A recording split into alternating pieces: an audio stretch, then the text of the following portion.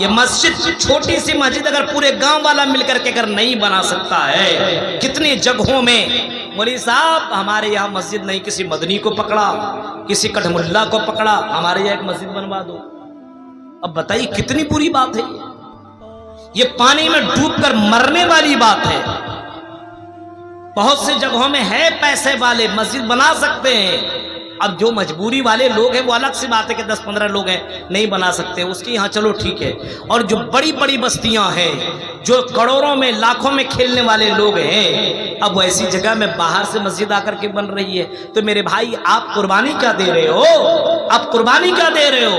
قربانی دینا، اللہ کے نبی اکرم صلی اللہ علیہ وسلم جب مکہ سے مدینہ گئے تو سب سے پہلے آپ نے مسجد بنوائی، سب سے پہلے مسجد قباء، اس کے بعد گئے تو مسجد نبوی۔ میرے بھائیو دیکھو مسجد اللہ کے نبی بنا رہے ہیں، چندہ کر کے بنوا رہے ہیں، اور یہاں بھی وہی طریقہ ہونا چاہیے۔ لیکن ہمارے یہاں کچھ مولویوں کا یہ معاملہ چل اٹھا ہے، جہاں پہ 2 گھر وہاں پہ مسجد بھی بنا کر کے رکھ دیا۔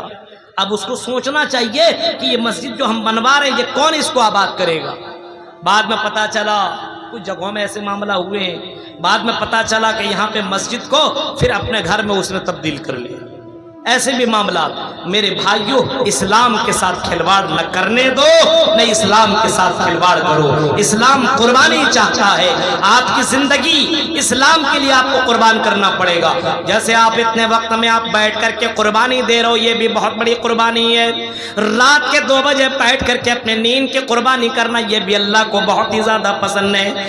آپ نے سنا ہوگا کہ اللہ تعالیٰ قیامت کے دن ان لوگوں کو پکارے گا اور اللہ تعالیٰ کہے گا کون ہے جو رات کی تاریکیں میں اٹھ کر کے تہجد کی نماز پڑھ رہا تھا، آؤ آؤ میں اسے جنت کے اندر میں داخل کرتا ہوں۔ اللہ کے نبی فرماتے ہیں قیامت کے دن اللہ تعالیٰ اعلان کرے گا، یا ایھا الناس، اے لوگوں، اے دنیا کے لوگوں، یا ایھا الناس، اے پوری دنیا کے لوگوں سنو، آج میں اعلان کر رہا ہوں، آج میں لوگوں کے سامنے ایک چیز کا اعلان کر رہا ہوں۔ فرمایا اللہ کے نبی فرماتے ہیں کہ اللہ تعالیٰ کہے گا، اے رات کی تاریکیں میں اٹھ کر کے نماز پڑھنے والوں اٹھو، رات کی تاریکیں میں اٹھ کر کے تہجد کے نماز پڑھنے والوں میرے بندے، اور اے میرے بندیوں ذرا بتاؤ کہاں ہو؟ کہے گا اللہ میں یہاں ہوں۔ اللہ کہے گا میرے بندے ذرا ادھر آ، اے میری بندیوں ادھر آ جاؤ۔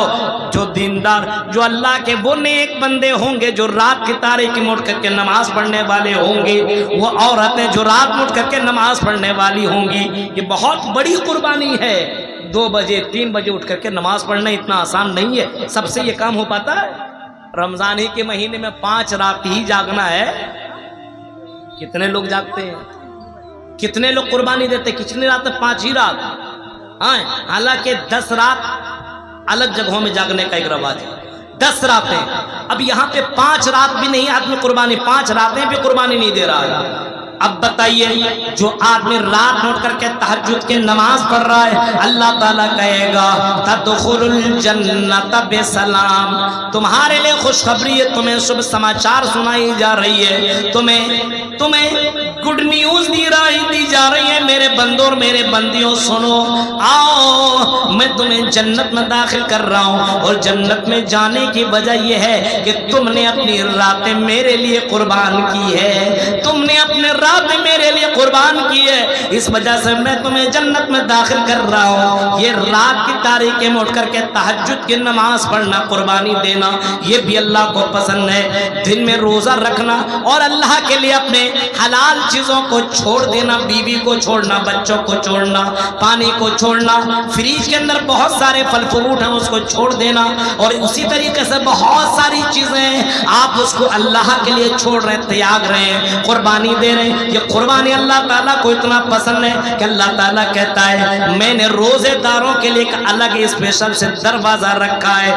جس کا نام باب الریان ہوگا، اور اسی دروازے سے روزے دار داخل ہوں گے، کیونکہ یہ بھی قربانی اللہ تعالیٰ کو بہت ہی زیادہ پسند ہے۔ حج کرنے کے لیے کوئی آدمی جاتا ہے میرے بھائیوں، یہ بھی بہت بڑی قربانی ہے۔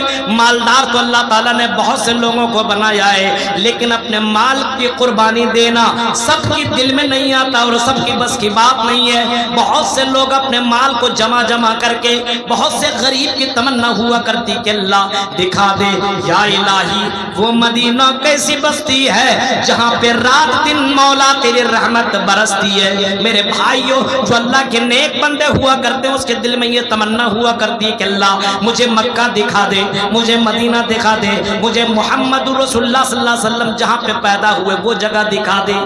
آپ لوگوں کے اندر یہ تڑپ پیدا نہیں ہوتی ہے؟ ہاں, ایک مومن کے اندر یہ تڑپ پیدا ہوتی ہے کہ اللہ وہ جگہ دکھا دے.